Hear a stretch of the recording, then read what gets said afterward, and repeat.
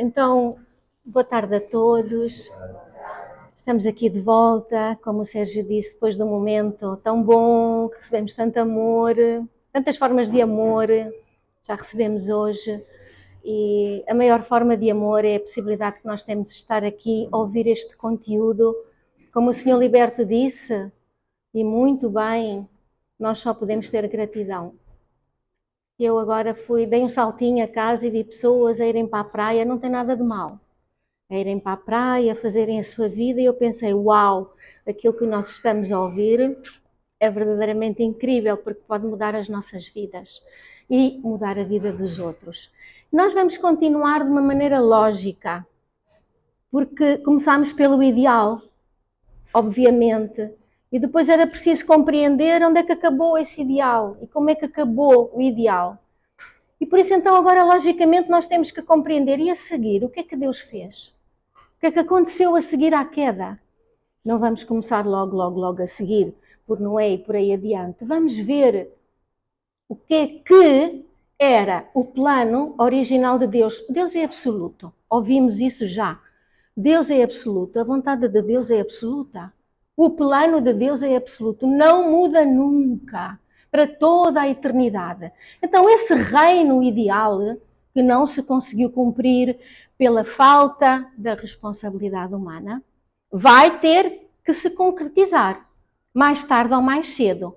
E a nossa grande dificuldade, agora quando digo nossa, meto-me no meio desta humanidade e desta história longa da humanidade, a grande dificuldade é conseguir ver que por detrás de tanta miséria, de tanta guerra, de tantas coisas que aconteceram, conseguir ver que Deus está a trabalhar atrás disso. Que há uma mão de Deus com um plano preciso para nos levar até onde Ele nos cria originalmente, que são os seus verdadeiros filhos, com quem Ele possa ter um relacionamento total. E então, para isso, nós vamos falar então da vida e da missão do Messias. Aquilo que nós vimos também é que ao longo desta história cristã de 2000 anos, as pessoas, todos nós, mas até os que vieram antes de nós, têm tido compreensões tão diferentes de Jesus, diferentes compreensões da vida de Jesus, da missão de Jesus, do que era a salvação que Jesus trouxe ou que devia trazer, não é? Cada vez que houve, por exemplo, um cisma, cada vez que houve uma divisão, cada vez que houve um concílio, cada vez que se reuniram para falar de Deus e discutiram, disso surgiu sempre mais divisão, mais diferentes opiniões, mais novas visões e, por isso, mais confusão. O que torna pertinente, então, que nós possamos perguntar, mas nós verdadeiramente sabemos ou conhecemos Jesus? Sabemos verdadeiramente qual era a sua missão e o que é que ele deveria ter feito na sua vida? Então, para responder a isto, nós temos de compreender como é que Deus trabalhou. E esta é realmente uma revelação incrível que nós temos através do princípio divino. Como é que Deus trabalhou para cumprir a sua vontade, ainda antes de mandar o Messias, que na verdade é aquilo que nós fazemos ainda antes de termos filhos. Vamos ver o que é que Deus fez.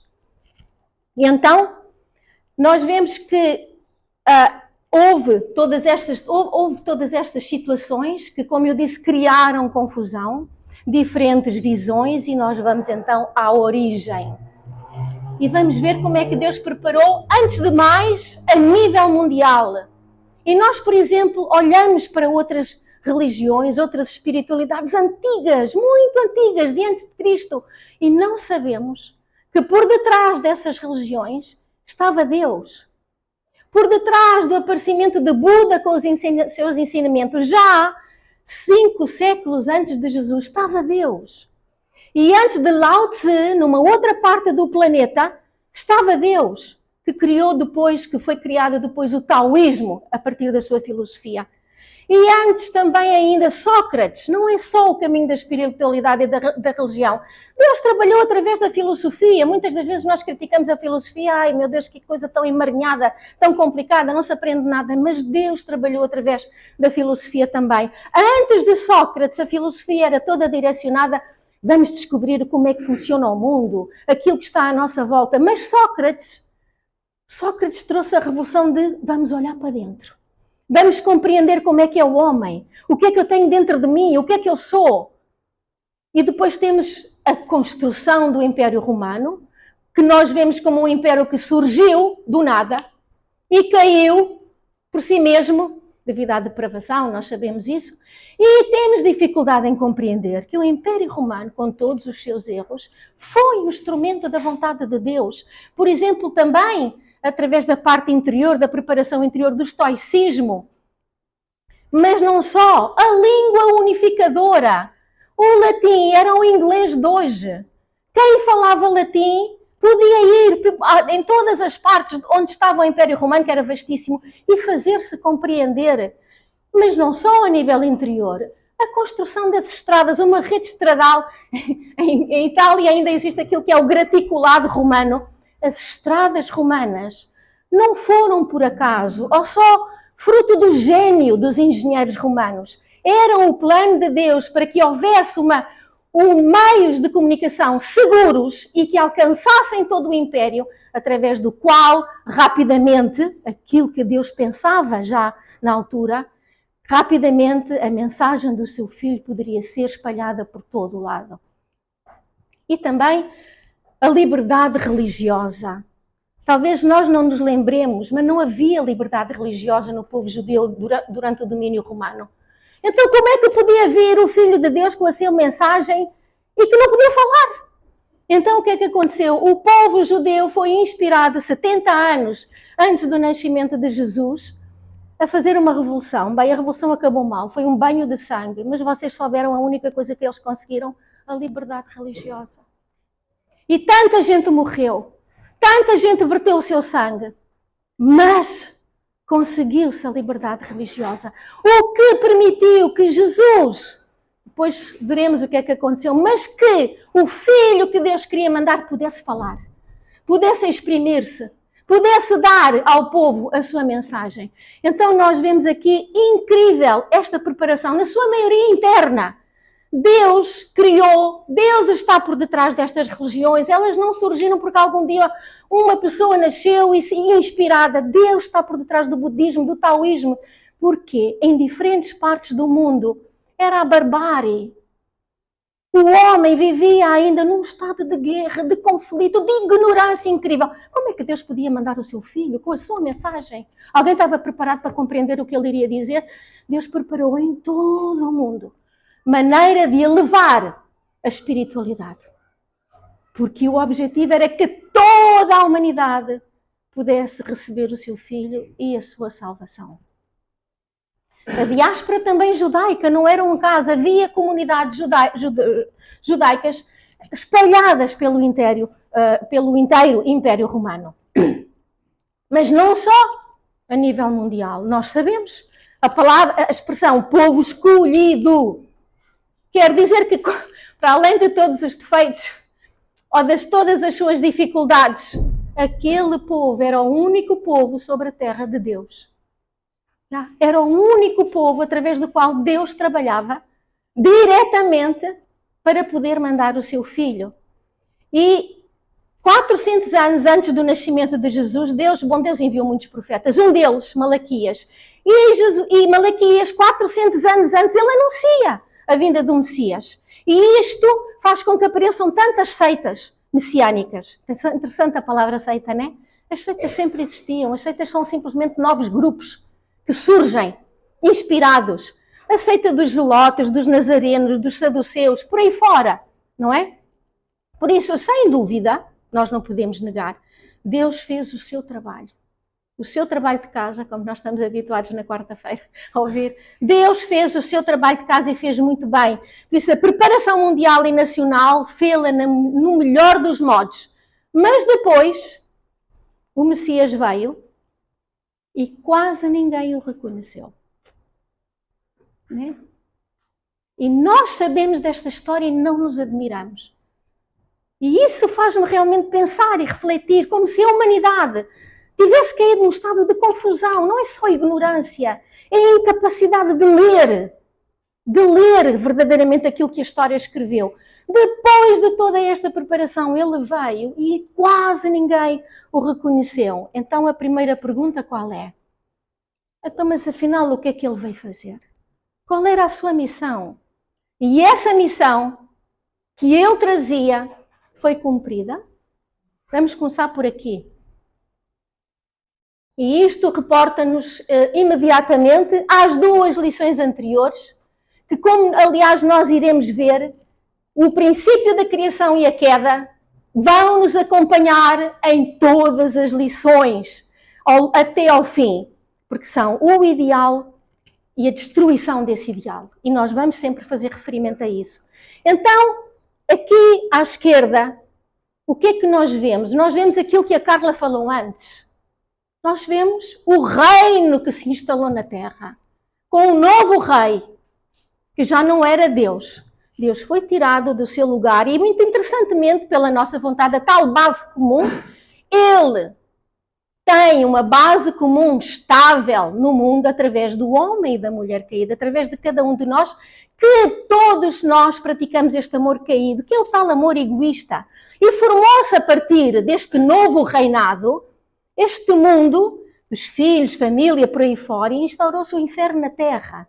Esta coisa do inferno na Terra, até há quem acredite, não é que o inferno na Terra será todas estas chamas, toda esta destruição, tudo isto até que nós estamos a viver as calamidades naturais. O inferno na Terra é quando Deus não consegue falar com os seus filhos.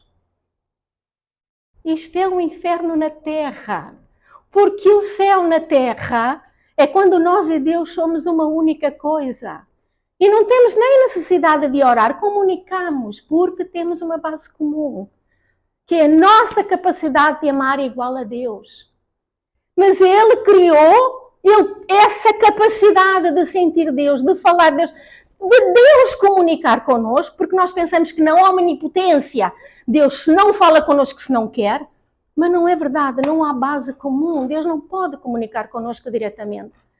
E então isso foi destruído e criou-se este inferno na Terra. Então o que é que vem a fazer o Messias? Nós sabemos que o plano de Deus é inalterável, é absoluto, vai ter que se cumprir. Se Ele queria criar o seu reino na Terra através de Adão e Eva, lembram-se das 3 bênçãos. A segunda bênção, não é a bênção da família. Quando um homem ideal e uma mulher ideal que cresceram pela sua própria responsabilidade à perfeição, estão prontos, Deus abençoa-os. Esse é o verdadeiro casamento. E a partir daí, centrados em Deus, no verdadeiro amor, porque quando estamos centrados em Deus, obviamente, é sempre centrados no verdadeiro amor, essa aí dá-se origem ao mundo ideal de Deus. Então, o que é que vem Jesus? Há um grande problema, depois veremos, é que Jesus morreu sem se casar. Mas o Messias, agora vamos deixar Jesus. O Messias, a missão do Messias é vir restaurar aquilo que foi perdido no Jardim do Éden. E então ele vem como um homem sem pecado, um homem ideal. Há uma longa história que isso se pode sentir numa outra lição do princípio divino, de toda a purificação da linhagem de Jesus para que ele nasça sem pecado. Nascer sem pecado não significa que já é perfeito. Ele tem a sua responsabilidade para cumprir. Mas ele nasce, é o primeiro homem na história, depois de Adão e Eva, que nasce sem pecado original. E então, ele, com aquela que deveria ser na posição de Eva, de segunda Eva, Jesus vem na posição de segunda Adão, unidos por Deus, abençoados por Deus, com a bênção de Deus, dariam origem a este céu na terra, que é o reino original, ideal de Deus. Por isso, no fundo, o que o Messias vem fazer é criar um enorme êxodo. Nós sabemos o que é um êxodo de onde para onde? Um êxodo do inferno para o céu. O Messias vem criar as condições para que toda a humanidade, enxertando-se nele, possa passar daquela realidade para esta. Por isso ele vem restabelecer a linhagem original, eis porque nós temos que nos enxertar nele, e esse mundo original. E agora então, não podemos não falar da crucificação. quando fazemos esta lição. Passamos já de repente para a crucificação. Vamos ver. Vamos falar agora da morte de Jesus, não é? E podemos nos perguntar, a primeira questão, eu penso que mesmo quem acredita que Jesus veio para morrer, esta questão é válida. Foi a morte de Jesus na cruz o maior desejo de Deus? É interessante porque a resposta também está lá toda. Aqui não falo nem do princípio divino, está toda na Bíblia e nós vamos ler, não é? Até mesmo se nós usarmos só o nosso bom senso, talvez até, de facto eu não acreditava em Deus e isto para mim não fazia sentido, só a lógica, só com a lógica, se Deus fez toda esta preparação e depois enviou Jesus com o propósito de morrer, ele podia ter morrido muito antes de tantos anos, tão difíceis, tão complicados, com tanto sofrimento, a coisa podia ter acabado muito mais cedo. A morte de Jesus na cruz foi a vontade de Deus mais desejada. Se nós fizermos isto, fizermos esta pergunta a um público talvez mais variado, vai haver muitas respostas diferentes. Ora, nós vamos começar por examinar as palavras dos discípulos, como estão escritas na Bíblia, porque a coisa interessante desta revelação da verdadeira missão do Messias e da sua vida é que é toda baseada na Bíblia. Então não se pode negar. Vamos ver. As palavras dos discípulos. Vamos começar por Estevão. Na verdade, da parte dos discípulos vamos falar apenas dele. Estevão, nós sabemos, foi o primeiro mártir cristão. Estevão estava pronto para morrer, para ir ao encontro do seu Senhor no céu. Mas ele queimava de indignação antes de morrer. Ele queria falar, ele queria ser ouvido antes de ser sacrificado. Não, sem medo. E queimava de indignação diante da ignorância e da incredulidade dos líderes judeus. E ele condenou as ações deles, chamando-os de assassinos e rebeldes. Vamos ver. Em Atos 7, 51, 53, ele disse: ó povo de cerviz dura. Quer dizer, teimosos, vocês são duros. E incircunciso de coração, incircunciso porque não puro. Não era um coração puro e os seus ouvidos não eram puros, ouviam aquilo que eles queriam e sentiam aquilo que eles queriam. Vós sempre resistis ao Espírito Santo, ou seja, à vontade de Deus, ao Espírito de Deus. E diz, assim como vossos pais o fizeram, com quem é que ele estava a falar? Com os hebreus. Falava com o povo judeu. Também vós o fazeis, como os vossos antepassados fizeram. Qual dos profetas os vossos pais não perseguiram? E continuam. Eles mataram aqueles que anunciaram de antemão a vinda do justo. Quem era o justo? Era aquele que Deus enviava para trazer a salvação. A quem agora traístes e assassinaste. Vós que recebestes a lei por disposição de anjos e não aguardastes. Mais claro do que isto, a morte de Jesus, aos olhos de um dos discípulos, não só, mas deste aqui, discípulo de Jesus, foi uma traição e um assassínio. Podemos então inferir pelas suas palavras amargas que a morte de Jesus foi injusta e foi indevida. Não era aquilo que deveria ter acontecido.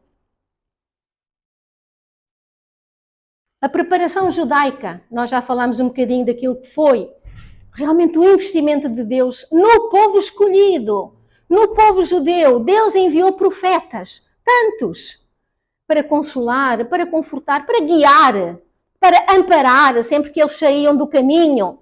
Às vezes com umas ações mais fortes, é verdade, porque aquele povo foi muito difícil de guiar e de chegar até à vinda do Messias, mas Deus sempre enviou os seus profetas e se revelou a este povo. Para quê? Para que depois ele pudesse receber o seu filho, não é? Para consolar o povo de Israel com a promessa inabalável que um dia ele lhes enviaria o Messias. De facto, o Senhor teu Deus levantará para ti um profeta como eu, Moisés, dentro de ti, a ele ouvirás, em Deuteronômio. Se acreditasseis em Moisés, crerias em mim. Jesus fala, porque ele escreveu a meu respeito. uma voz clama, no deserto, preparai o caminho do Senhor. Retificai no ermo uma estrada para o nosso Deus. E se revelará a glória do Senhor e toda a carne juntamente haverá. Isaías. Mas não só. A construção do templo, o que é que era aquilo? Era uma coisa para quê? Para receber o Messias.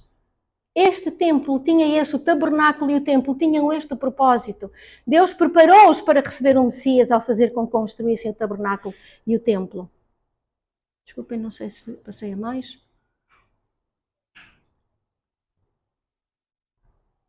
Deus enviou várias outras testemunhas. Entre eles os reis magos aos 3 homens sábios do Oriente. Mas também Simeão e Ana, este casal que servia no templo de pessoas muito devotas, e João Batista, que iremos ver mais adiante, para que pudessem testemunhar amplamente de Jesus. Por isso tudo isto são profecias que Deus fez, e tudo isto foi um trabalho que Deus fez para poder mandar vitoriosamente o seu Filho. E vamos então entender, portanto, que Jesus não veio para morrer na cruz. Nem sequer vimos a quantidade enorme que há de versículos. Estes já nos indicam claramente que a vontade de Deus não era que Jesus morresse na cruz. A vontade de Deus era que, obviamente, com toda aquela preparação, que o povo judeu daquela época acreditasse que Jesus era o Messias. Tudo indicava nessa direção. E as palavras de Jesus? As palavras de Jesus são a coisa mais interessante. Através das suas palavras e ações, Jesus tentou gerar a crença. Jesus quis que o povo acreditasse nele, por parte das pessoas de que ele era o Messias. Jesus tentou fazer com que o seu povo, era o seu povo, ele não era romano, era judeu, era hebraico. E ele queria que o seu povo acreditasse nele, porque era a vontade de Deus que assim o fizessem. Se Jesus nasceu como o verdadeiro Filho de Deus, Deus e ele eram a única coisa, de facto ele disse isso. Ele conhecia a vontade de Deus. E ele sabia que essa era a vontade de Deus.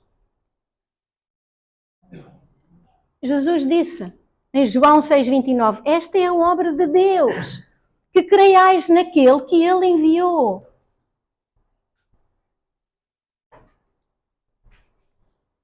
Ele chorou enquanto lamentava o destino do povo judeu, a quem Deus havia tão laboriosamente e amorosamente guiado por 2000 anos.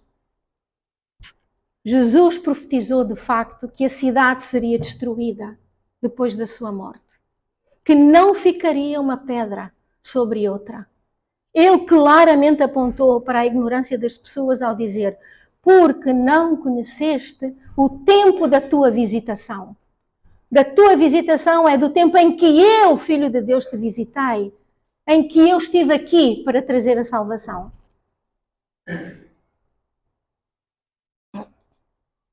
E disse também João 5, 39, 40, vós examinais as Escrituras, porque julgais ter nelas a vida eterna. Isto é um erro muito fácil para toda a gente de cometer. É ler, ler, ler. Mas não quer dizer que abrimos o nosso coração e a nossa mente original à leitura. Ele aqui, no fundo, isto é uma hipocrisia. Vocês leem, pensam que assim lendo, vocês vão criar a vida eterna. Ora, elas mesmo, essas escrituras, testemunham de mim, falam de mim, de quem eu sou e do que eu venho fazer. E não quereis vir a mim para terdes a vida. Leem as escrituras para terem a vida eterna, mas eu estou aqui. E de mim vocês podem ter a vida eterna, a verdadeira vida, como nós sabemos o verdadeiro amor e a verdadeira linhagem. Eu vim no nome do meu Pai. E vocês não me aceitam. Se acreditasseis em Moisés, que falou de Jesus, acreditarias em mim, porque ele escreveu a meu respeito. E por fim disse, Jerusalém, Jerusalém, que matas os profetas e apedrejas os que te foram enviados. Quantas vezes eu quis reunir os teus filhos, como a galinha ajunta os seus pintinhos debaixo das asas. E tu não quiseste. Quanta amargura, frustração. Isso é verdadeiramente incrível. Como é que vocês, que são o meu povo e que foram preparados para me receber, vocês continuam a rejeitar-me e continuam a dizer que eu não sou aquele que Deus enviou?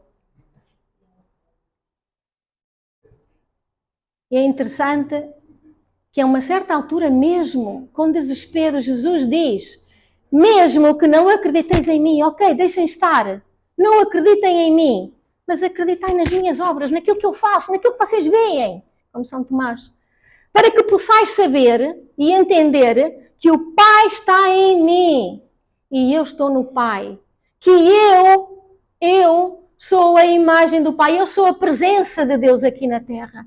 Eu e o Pai somos uma única coisa, eu sou aquele que Ele enviou. E aqui, obviamente, como vemos nesta imagem que agora apareceu desta gente que murmura, Jesus fez milagres, porque é que Ele fez milagres? Jesus veio para fazer milagres. Muitos de nós pensam, uau, a grandiosidade da vida de Jesus porque Ele fez milagres. Jesus não veio para fazer milagres.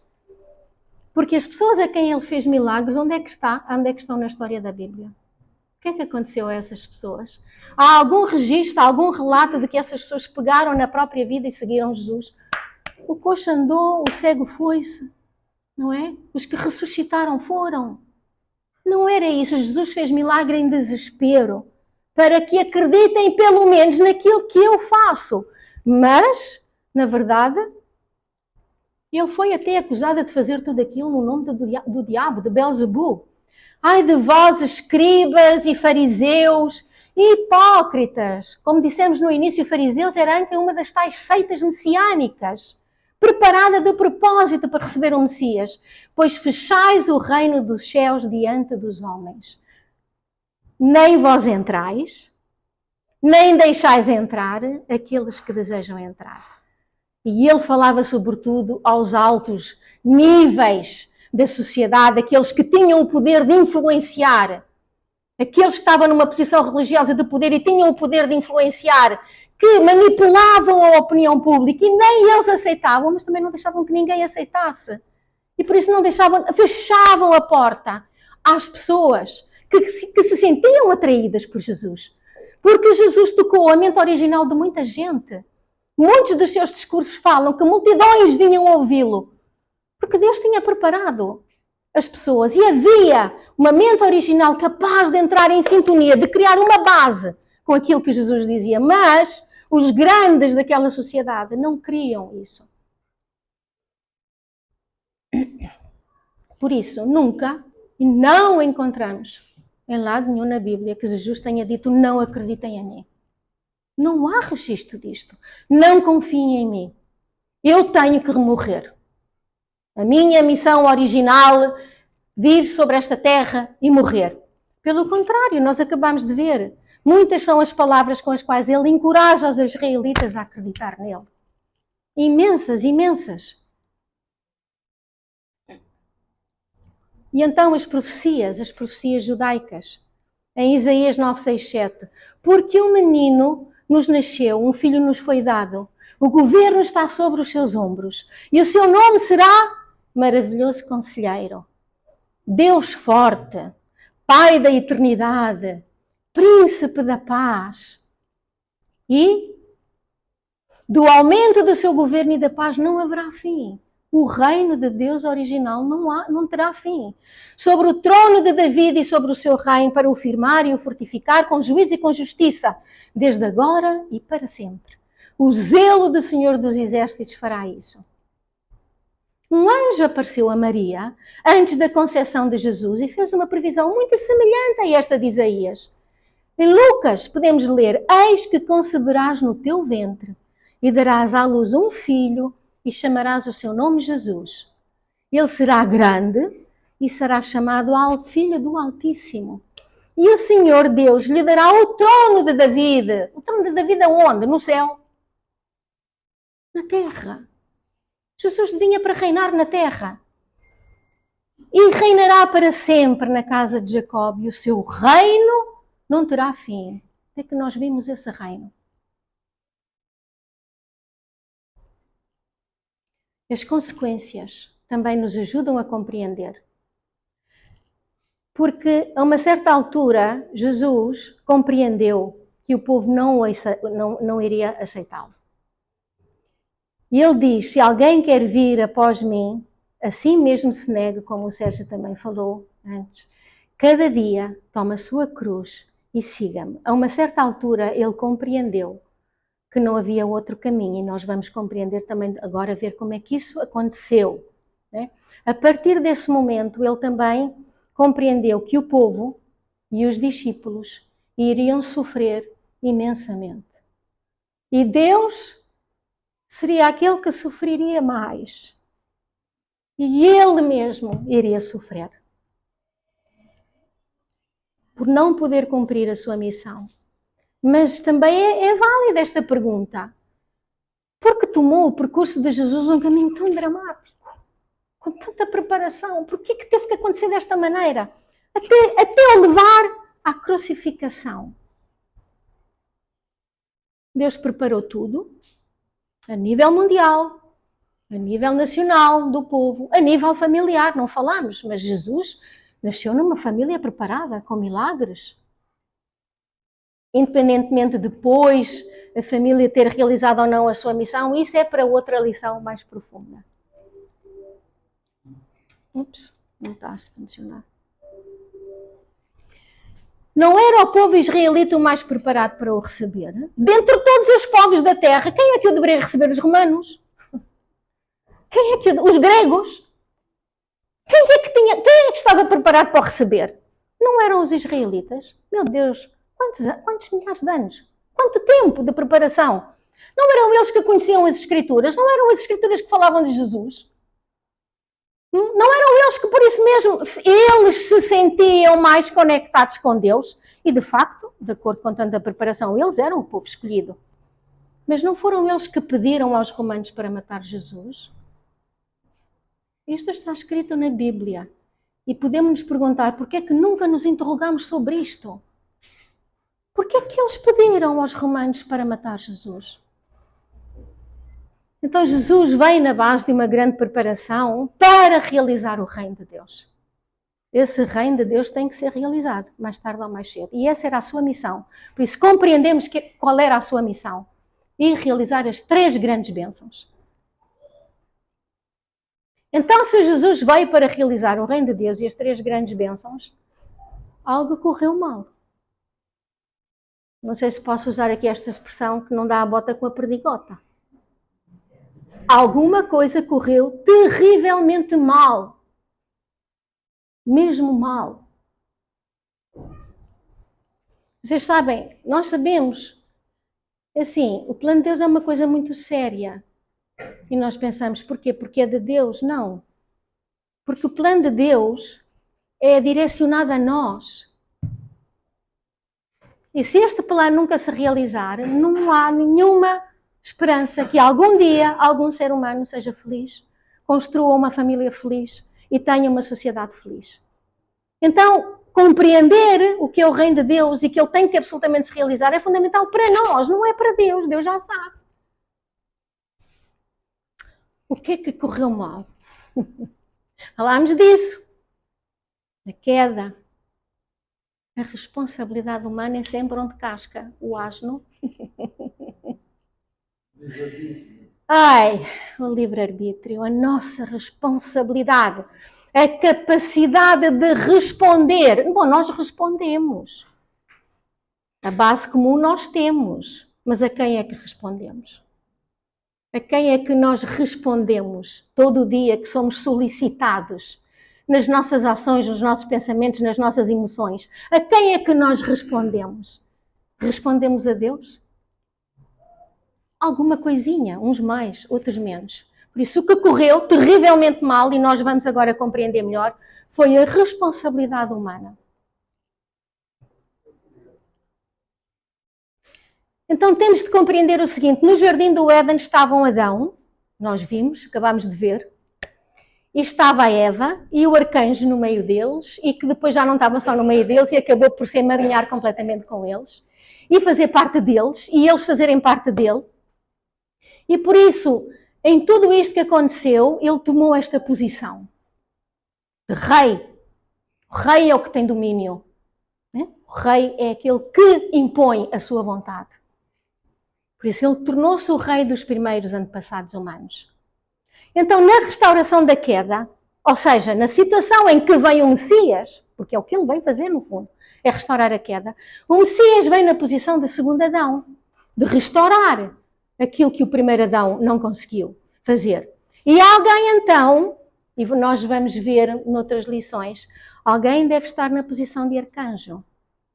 Porque se nós vamos restaurar a queda não foi feita por Adão sozinho. A queda tinha estas personagens. Então, se Jesus vai na posição de segundo Adão, quem é que está na posição de arcanjo? Esta pessoa que vai nesta posição de arcanjo tem uma posição não importante, importantíssima. Porque sem esta pessoa não há restauração. Então, praticamente é tão importante como o Messias. E, de facto, é importante, meus irmãos, compreender isto. Que é um princípio de Deus. Quando há uma figura central, há sempre um número 2. Quando há um presidente, há um vice-presidente. Né? E esta pessoa está sempre em cima das brasas. É uma posição muito importante, mas muitas das vezes complicada. Difícil. Porquê? Qual é a missão deste número 2? É estar feliz com a sua posição de número 2 e unir-se completamente ao número 1.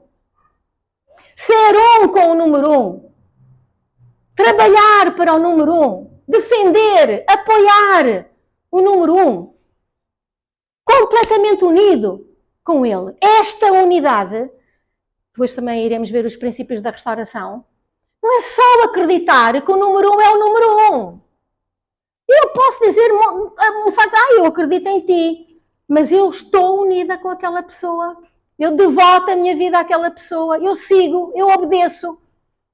Eu protejo essa pessoa. Essa é a grande questão do número 2. Por isso é reconhecer e com humildade, mas ao mesmo tempo com capacidade. Esta pessoa tem que ter capacidades para servir este número 1. E, no caso específico da nossa lição, este número 2 deveria tornar-se um mediador entre o Messias e o povo de Israel. E vamos ver o que é que aconteceu. De facto, Deus preparou uma pessoa muito especial, que Jesus disse que era o maior de todos os profetas nascidos de mulher. Então esta pessoa tem uma missão muito importante, já dissemos, é de apoiar o Messias. E missão importante, mas difícil, porquê? Ele tinha que travar uma batalha. Tinha que travar uma batalha com o povo judeu, porque o povo era rebelde e não acreditava em Jesus. Não. A batalha mais difícil que cada um de nós tem que travar e vencer na própria vida era o seu desafio interno. Ele tinha que vencer o seu arcanjo dentro dele. Lembram-se dos 4 pontos da natureza caída? Ele tinha que vencer a tentação de não ver com os olhos de Deus e de não sair da sua posição e de não inverter o domínio e de não multiplicar o seu ponto de vista. Ele tinha que lutar consigo mesmo e tinha que vencer. Por isso ele tinha que ultrapassar os sentimentos do arcanjo, que o arcanjo teve com Adão e Eva. Meu Deus, nós estamos aqui e falamos disto e pensamos, ok, mas para quem já anda aqui há muitos anos sabe que isto é o nó de tudo. Aqui é que realmente se resolve tudo. Ora, esta pessoa era João Batista. Então, antes de conhecermos melhor João Batista e o que é que aconteceu, vamos só frisar a importância da responsabilidade humana. Deus preparou tudo, mas nada se realiza se nós não cumprirmos a nossa parte de responsabilidade. Né? Por isso, sem a nossa parte de responsabilidade, nunca, temos que compreender, nunca o plano de Deus funcionará. A sua vontade é absoluta, mas nunca se realizará sem a nossa parte. E atenção, porque o mesmo acontecerá com o retorno do Cristo, não é? Mais uma vez, depois falaremos disso no Senhor do Segundo Advento, pessoas de altíssimo nível em todo o mundo, Deus terá preparado, juntamente com tantas outras estradas espirituais. Será que elas farão a sua responsabilidade? Veremos amanhã. Vamos então falar de João Batista, desta pessoa tão especial, este irmão nosso que viveu há 2000 anos, como se diz, conterrâneo e contemporâneo de Jesus Cristo. Então, aquilo que nós sabemos é que cerca de 850 anos antes do nascimento de Jesus, Deus enviou este profeta Elias, considerado um dos mais fortes profetas, para confrontar os profetas de Baal no Monte Carmelo. E ele derrotou-os com o poder de Deus. Todavia, antes de completamente cumprir a sua missão, uma certa altura Elias subiu ao céu. É assim que está escrito na Bíblia. Num redemoinho e num carro de fogo. Terá sido um fenómeno espiritual que as pessoas viram dessa maneira e, sobretudo, narraram daquela maneira também para lhe dar, assim, não é? Um bocadinho mais de consistência, antes de poder completar a sua missão divina. Devido a essa necessidade providencial, o profeta Malaquias predisse que Elias voltaria. Elias tinha que voltar. O povo judeu, então, ansiava tão ansiosamente, a propósito de redundâncias, ansiava tão ansiosamente pelo retorno de Elias, quanto pela chegada do Messias. Porque era assim, bom, fim que não vem Elias, não há Messias. E se eles eram o povo escolhido para receber o Messias, o Elias era fundamental. E eles esperavam absolutamente que Elias viesse e se fizesse reconhecer, para que se compreendesse, ok, agora Jesus está para vir, Jesus, o Messias. Isto aconteceu porque Deus tinha claramente prometido nas profecias das Escrituras que ele enviaria o profeta Elias antes da chegada do Messias para preparar o caminho do Senhor. Vemos aqui este chariot, este que vai, que vem, que se espera que a chegada também seja assim espetacular. Todas as percepções. Vocês sabem que há grupos de cristãos na América, cujo teto da casa é amovível. Não estou a brincar. Porque acreditam firmemente que Jesus voltará nas nuvens e que os tirará pelos cabelos e eles querem estar prontos. Isto não é de maneira nenhuma fazer pouco. Estou a dizer que há interpretações da Bíblia até hoje absolutas. Absolutas. De facto, assim como há cristãos hoje em dia que olham firmemente para o céu com a expectativa de que Jesus virá nas nuvens. Os judeus na época, da mesma maneira, na época de Jesus, olhavam para o céu. E onde é que veio Elias? Estamos à espera do Elias. O profeta Malaquias tinha dito que ele viria novamente e diz: Vede, enviarei a vós o profeta Elias antes do grande e terrível dia do Senhor chegar. Isto era uma profecia, não se saía daqui. Eu vos digo, este era importante, Jesus testemunhou que a vinda profetizada de Elias foi realizada em ninguém menos que João Batista. Então, das duas, uma. Ou acreditamos em Jesus, porque ele era o Filho de Deus, e se acreditamos nele, então João era o Messias. Não se sai também daqui. Eu vos digo, Jesus disse, eu vos digo que Elias já veio, e eles não o reconheceram. Mas fizeram com ele tudo o que quiseram, porque houve tantos malabarismos na vida deste João Batista.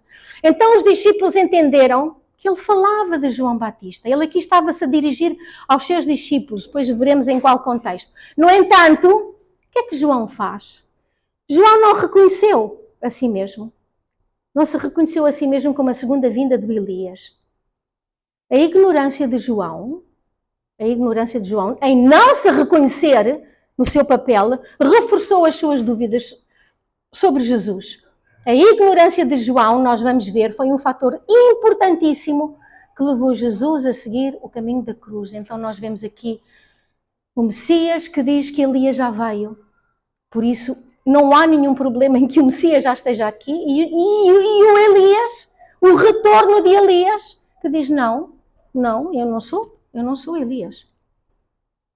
Quando Jesus apareceu repentinamente e afirmou ser o Messias, os discípulos foram questionados sobre Elias, que se supunha vir primeiro. Nós hoje, no cristianismo, quantos grupos cristãos dão testemunho? Vão pelo mundo fora. Eu sei, por exemplo, conto-vos só isto rapidamente, os testemunhas de Jeová testemunham em todo o lado. Dou-vos este exemplo. No meio do deserto fazem passar helicópteros e fazer cair Bíblias se veem que lá no meio há uma cabana. Para dizer quanto há cristãos fervorosos, sinceros, que testemunham mesmo a toda a humanidade. Naquele período, estes pobres discípulos eram poucos, mas eles andavam por aí e testemunhavam. E a gente perguntava-lhes, então tu dizes que este teu guru é o Messias, então e onde é que está o Elias? E eles eram pessoas simples, não vamos falar disso hoje, mas eles nem sequer eram as pessoas a quem Jesus, ou que deveriam ter aceitado Jesus antes, mas foram os que vieram. De todos os que foram chamados, foram eles que responderam. E estes eram homens simples, que nem sabiam ler, das escrituras não sabiam nada, só aquilo que se ouvia. E então, naturalmente, iam perguntar a Jesus, e o Elias? Sem ter uma resposta adequada, os discípulos voltaram-se para Jesus e perguntaram, então por que dizem os escribas que primeiro Elias deve vir? Ou seja, eles nem sabiam disso. Jesus respondeu que João Batista era o próprio Elias que as pessoas esperavam. Uma vez que os discípulos, eles já acreditavam que Jesus era o Messias, eles viviam com Jesus. Através da sua mente original, eles foram atraídos para Jesus e reconheceram sobretudo o amor de Jesus. Não sei quanto é que eles terão compreendido da verdade da palavra, mas a mente original destes discípulos levou-os a unirem-se a Jesus e reconhecê-lo e acreditarem naquilo que ele dizia. Por isso, para eles, ok, eles aceitaram de bom grado o testemunho dele de que João era Elias. No entanto, como é que poderiam os outros que não conheciam Jesus aceitar esta reivindicação controversa deste povo que vivia com a cabeça enterrada nas Escrituras? O próprio Jesus sabia que as pessoas não acreditariam facilmente nisso. E por isso ele disse, se quiseres compreender que é Elias, que estava para vir. O que tornou ainda mais difícil para o povo judeu acreditar na proclamação de Jesus foi a negação de João Batista. João tinha insistido que não era Elias. A resposta de João foi decisiva no destino de Jesus. Absolutamente. De facto, a partir do momento que ele disse não sou, aí começou uma outra estrada e nós iremos ver qual. Quando ele afirmou que não era Elias e que o que ele na verdade fez foi, esse aí é um mentiroso. Foi o que ele fez. Porque é a minha palavra contra a dele. Ele diz que eu sou, não sou. Então se a minha palavra, se eu digo que eu não sou, ele é um mentiroso. Então, muito, muito claramente para os israelitas, Jesus era falso. Era um anticristo que andava ali. E perguntaram, olha, pois então és tu Elias? Ele respondeu, não sou. E então, em quais palavras é que vocês teriam acreditado? Quais palavras é que eu teria acreditado? Jesus ou João? Em quais palavras é que o povo judeu deveria acreditar? Bom, isso dependia de qual dos dois parecia mais credível. É verdade ou não? Ainda hoje. Nós não acreditamos na pessoa que é mais credível do nosso ponto de vista. Mais respeitável. De acordo com os padrões da época, não é?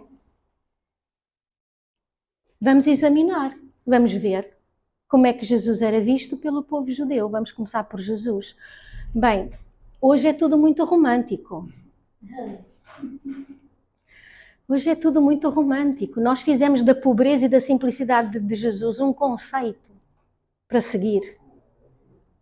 Nós acabamos por acreditar que o objetivo de Deus em mandar o seu Messias era que o Messias fosse um pobre.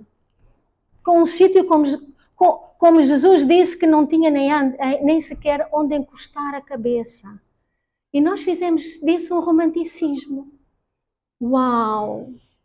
Não é? Tanta simplicidade, tanta humildade. E Jesus, por várias razões, teve esta humilde origem. Cresceu na casa pobre e humilde de um carpinteiro. Por isso, origens humildes. Esse jovem desconhecido apareceu repentinamente e chamou a si Senhor do sábado. Não é? Enquanto aparentemente desrespeitava ao sábado, os judeus piedosos mantinham como máxima referência. Vocês sabem que ainda hoje, há grupos de judeus, daqueles mais fundamentalistas, que de sábado não entram no elevador para não carregar no botão. Não é uma andota. O sábado, e não é nem sequer para desacreditar, o sábado é sagrado, que não se faz absolutamente nada se não pensa que as funções fisiológicas. Não se faz nada, não se viaja, nada. Ora, Jesus, sábado ou não sábado, Jesus tinha uma missão para cumprir. Ele pregava de sábado, ele batizava de sábado, ele viajava de sábado. E ele disse, o sábado, quanta sabedoria. O sábado foi feito para os homens, não foram os homens que foram feitos para o sábado. Não é? E de facto. Mas quem é o sujeito? É o sábado ou são os homens? Mas, como estava escrito nas Escrituras, para o povo isto não era simples.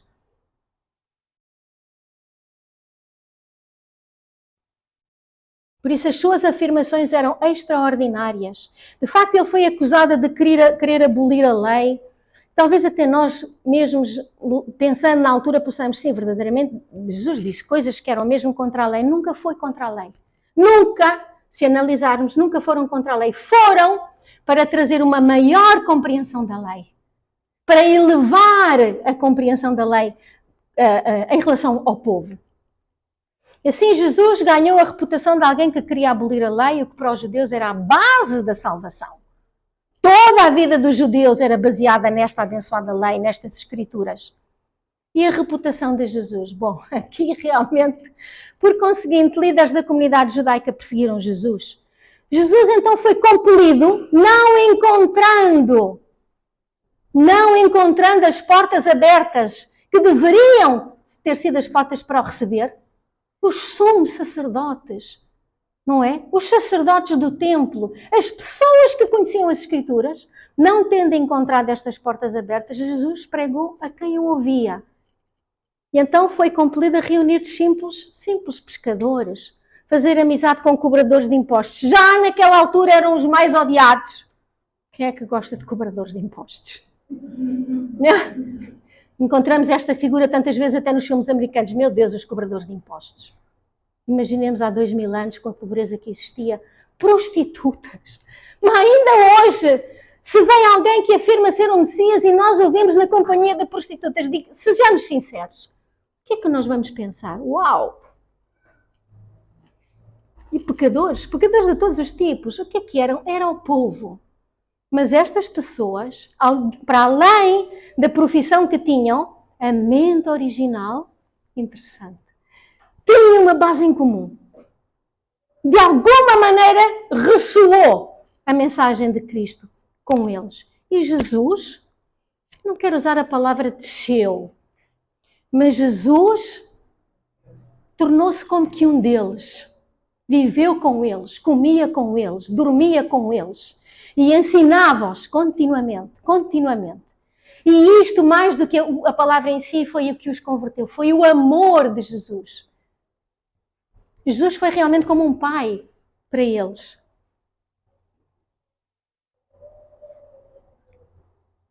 E as companhias, sim, eram companhias muito questionáveis, não é? Numa ocasião, uma pecadora veio a Jesus chorando, começou a molhar os pés dele com as suas lágrimas, enxugá-los com os seus cabelos, beijá-los e ungir os pés com um frasco de óleo precioso. Podemos imaginar a cena, não é? No entanto, Jesus não se escandalizou. Ele não apenas aprovou a atenção extravagante dela, ele até elogiou e repreendeu os seus discípulos quando eles repreenderam a mulher. Porquê? Porque ele via do ponto de vista de Deus. Qual era o ponto de vista de Deus? Do ponto de vista de Deus, esta era uma entre tantos que, pecadora ou não pecadora, reconheceu o Filho de Deus. Há alguma coisa mais importante? Algum título? Alguma profissão? Algum cargo mais importante? E aqui se compreende realmente a diferença de visão entre Jesus e os olhos do povo. Jesus sabia o valor daquela mulher. Além disso, Jesus parecia colocar-se em pé de igualdade com Deus. Quem vê a mim vê o Pai. Isto para os judeus da altura era absolutamente incrível. O quê? Ainda mais como ele se apresentava. e afirmava que ninguém poderia entrar no reino de Deus a não ser por meio dele. Eu sou o caminho, a verdade e a vida. Uau! Só por meio dele é que eu posso ir a Deus, deste homem. Ele insistiu que as pessoas deveriam amá-lo com a lei judaica, imaginem isto, mais do que amavam os seus próprios pais, irmãos, irmãs, cônjuges ou filhos. Se isto não faz, se isto não é chocante, podemos compreender. Assim, para muitos, as palavras e ações de Jesus eram o quê? Eram blasfémias. Portanto, não é surpreendente que a liderança judaica o repreendesse e zombasse dele, acusando de estar possuído pelo príncipe dos demónios, Belzebu, que também é... Belzebu remonta à seita Baal e significava, na verdade, o senhor das moscas e da pestilência. Até isso ele foi acusado. De trabalhar pelo poder do demónio. De ser, no fundo, o demónio. Ora, nós aquilo que vemos aqui são tantas incompreensões, tantas percepções erradas, tantas visões que não correspondiam à verdade. Porque, como Jesus disse, vocês são duros de serviço e são incircuncisos, ou seja, não são puros no vosso coração e nos vossos ouvidos. Não ouviram aquilo que deveriam ter ouvido, não compreenderam o que deveriam ter compreendido.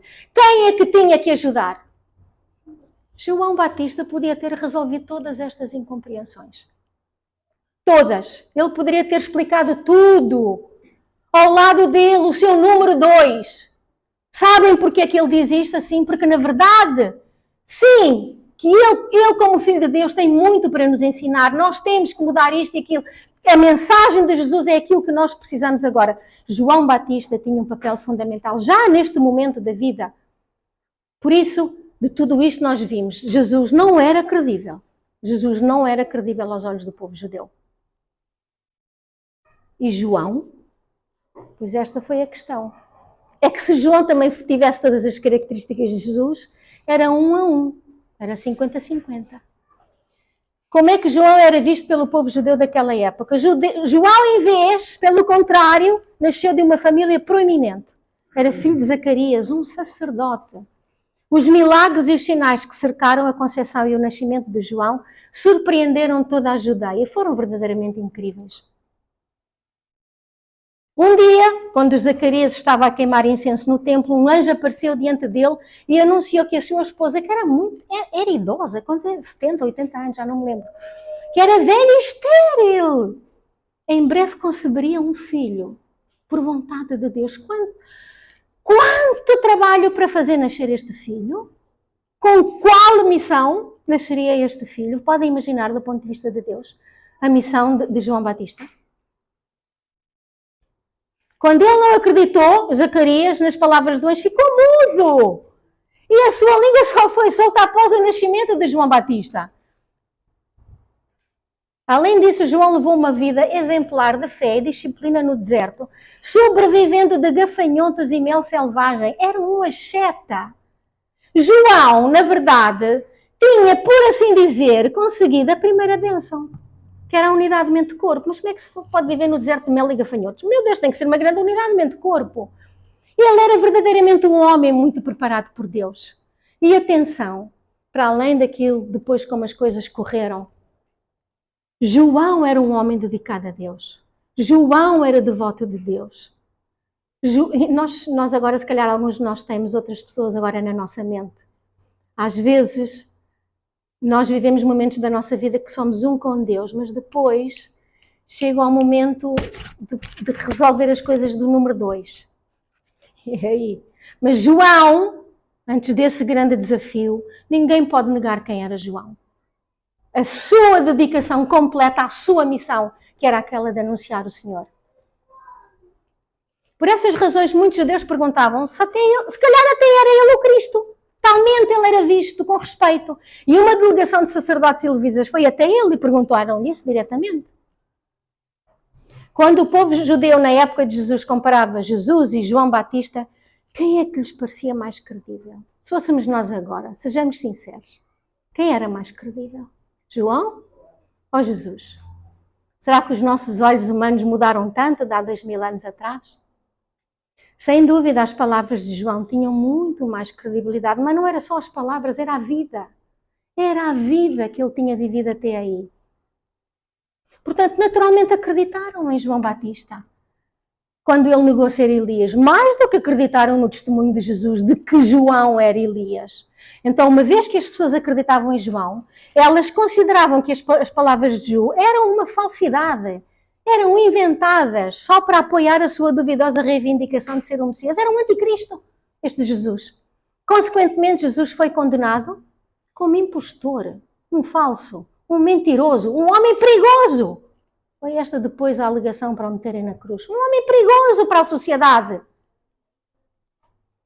Um homem que corrompia as pessoas com a sua, e a sua crença. Então o povo judeu, enquanto o povo judeu mantivesse a sua fé na profecia de Malaquias, eles teriam que rejeitar Jesus, que afirmava ser o Messias, porque do ponto de vista deles Elias ainda não havia vindo, Judeus piedosos não tinham outra opção senão não acreditar em Jesus. Então, nós vemos, o fator que fez a diferença foi mesmo só João que negou ser Elias. Foi a diferença. Foi o que obrigou Deus a criar uma outra estrada. Deus tinha revelado diretamente, todavia, a João que Jesus era o Messias. Deus revelou-se. E João testemunhou essa revelação. João Batista, na verdade, deu testemunho de Jesus no Rio Jordão. Eu vos batizo com água. Atenção ao que ele disse. Eu vos batizo com água para arrependimento. Arrependimento o quê? Arrependei-vos, que o reino de Deus está próximo.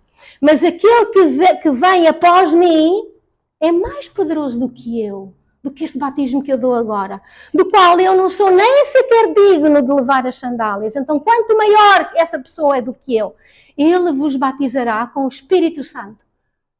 O que é que isto significa? Com o Espírito e verdade. Com o Espírito de Deus, com o poder de Deus, esta pessoa virá para vos batizar, para vos enxertar. É o tal enxerto. E com fogo, a verdade, com a palavra. E aqui vemos, quando o Espírito de Deus se revelou, eu mesmo não o conhecia, mas aquele que me enviou a batizar com água disse-me: aquele sobre quem vires descer o Espírito, e nós aqui vemos o batismo, quando João batiza Jesus e claramente o Espírito Santo se manifesta, aquele sobre quem vires o Espírito Santo e sobre ele permanecer, esse é o que batiza com o Espírito Santo. Não sei qual é o motivo de dúvida para João. Há motivos de dúvida? Mais claro do que isto? Eu vi e dei testemunho, diz ele, de que este é o Filho de Deus. Claramente, com as suas palavras, João disse: eu vi e testemunho que este é o Filho de Deus. Quem é o Filho de Deus? É o Messias. Por isso, a responsabilidade de João em restaurar o coração do arcanjo era enorme, difícil. Se ele não tivesse negado imediatamente e tivesse perguntado diretamente a Jesus, mas vamos ver. João disse: eu sou a voz do que clama no deserto, endireitai o caminho do Senhor. Por isso, ele também conhecia a sua missão. Eu ando aqui a clamar para quê? Para preparar o caminho do Senhor. Então, mas não era isso que fazia Elias. Não era essa a missão de Elias? Preparar a via do Senhor, preparar o povo. Não era que era purificar o coração do povo. O que significa que João foi enviado antes de Cristo. Ele conhecia a sua missão, ele sabia o que é que ele tinha que fazer. Portanto, João deveria ter percebido, através de sua própria sabedoria e das revelações, que ele era o retorno de Elias. Mesmo que João não tenha percebido esse facto, uma vez que Deus... É assim, eu não posso fazer depender a minha